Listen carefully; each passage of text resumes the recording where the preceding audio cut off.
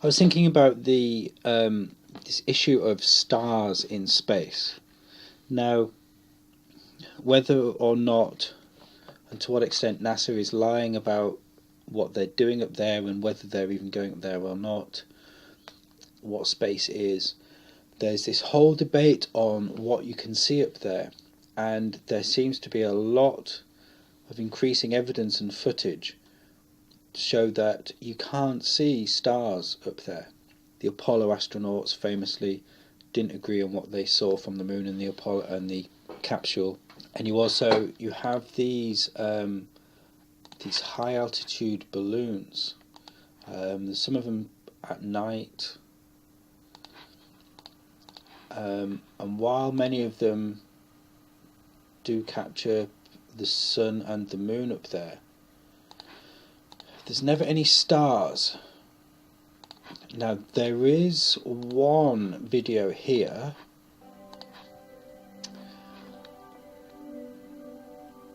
alleged to be a high altitude balloon capturing the stars there, but it's a little bit suspect. It needs to be looked into. It looks like it's possible. It would need more investigation. The whole issue needs more investigation. It's not a definitive thing, but it would seem that, like others have sort of stated, purpose, aren't we? They had like 3 or 4 launches, and every time they got near 40 or 50,000 feet, the starlight disappeared. So they're saying the starlight disappeared there. Again, this is a topic that really needs looking into, but it really does appear that up there, when you actually physically get up there, you can't see any stars or the Milky Way. Now, there are possible plausible reasons for this, because many of these balloon launches, even though the sky is obviously black up there, a lot of these balloon launches are taking place during the day, and I'm perfectly willing to accept that space and everything is real, that if the sun is out locally in the sky, you wouldn't see the stars, even if you were at high altitude and the sky was black, because the sun is blocking everything out. It's like being in a dark room and somebody's shining a torch in your face. You can't see dimly lit objects. So that's a possibility. There are also some of these ones at night. We don't know what the weather conditions are. They could be quite cloudy. But regardless, especially at night, as soon as you get above the street lamps, you've got a nice clear view. And if it's not cloudy, they should be seeing something. So that, coupled with the flat Earth, got me thinking about this device.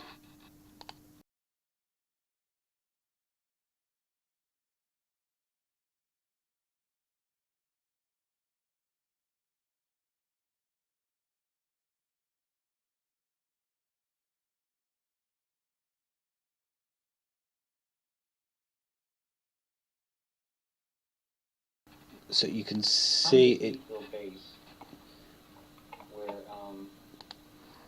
So you can see there, it's an image. Now it's very difficult for the camera to pick that out, because of the stereoscopic vision of the human eye. If you ever see one of these things in person, what's it called? 3D Mirascope.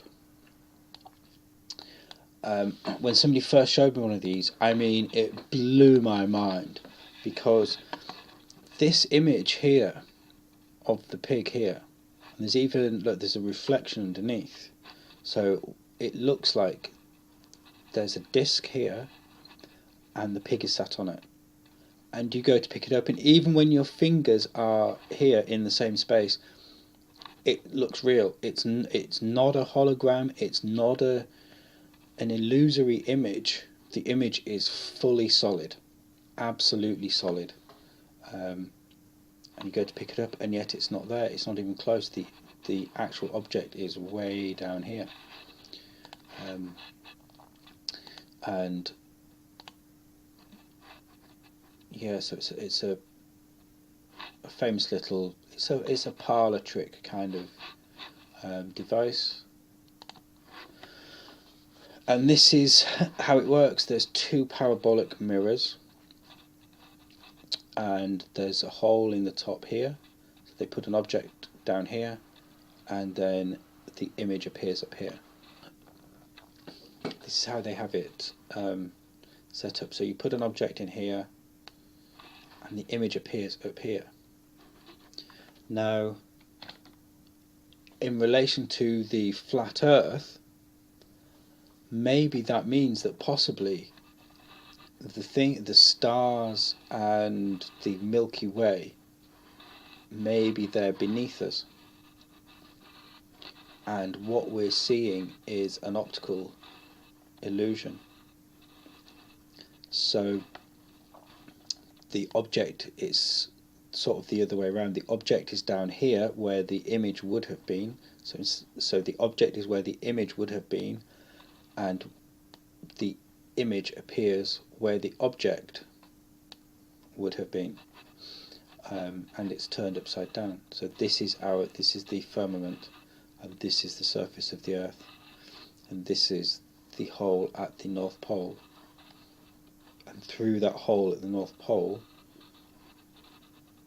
we see an image of whatever it is we're seeing. I don't know.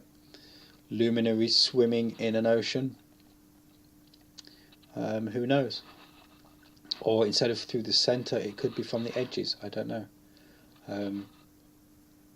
But that was a thought. That was a theory.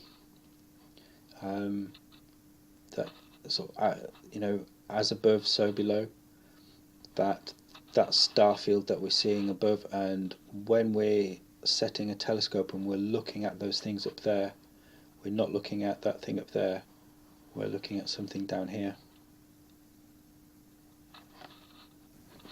And so these high altitude balloons and high altitude flights and things that NASA are doing are taking place in a level up here where this optical illusion, mirage, hologram effect doesn't occur anymore.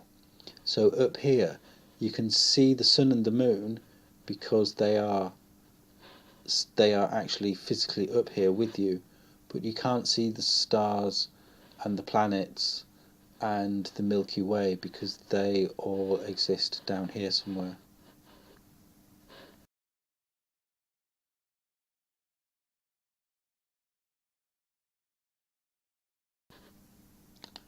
So what that means is, carrying on with the imagery of the eye, is if we turn it on its side, so we have a look at the eye, the luminaries, the stars and the planets are moving, swimming about in the waters below, which is on the outside of the eye. The hole is at the North Pole, and the hole is at the North Pole, and through that hole the image of the stars appears against the inside of the firmament here. Then the stars and everything appear over, it appears that they're over here because of the distance they are from the North Pole. They're not right there, they're over here, so they appear further away as well. So when our telescopes are looking at the stars, the light that we're looking at has gone through water, through a reflection as well. So the data we get is a bit odd. The the sun and the moon are inside. Yeah, the image is cast from the dome, the way it's curved. So potentially, and this is the surface that we live on the surface. So potentially, this is curved also, which would make the flat Earth, in fact, a concave Earth, slightly concaved, and this is the south at each end, and this would be enclosed, and that's the the waters above appears black. That's how water behaves when you put a film or a surface, a change of medium, then it becomes reflective and appears black, a black mirror. So, I mean, it's a theory. I mean, the problems that it throws up, because I mean, to all intents and purposes, this looks like an eye. So, this is the lens of the eye. This is the iris. This is actually a hole, and this side here is the waters, such as the amniotic fluid,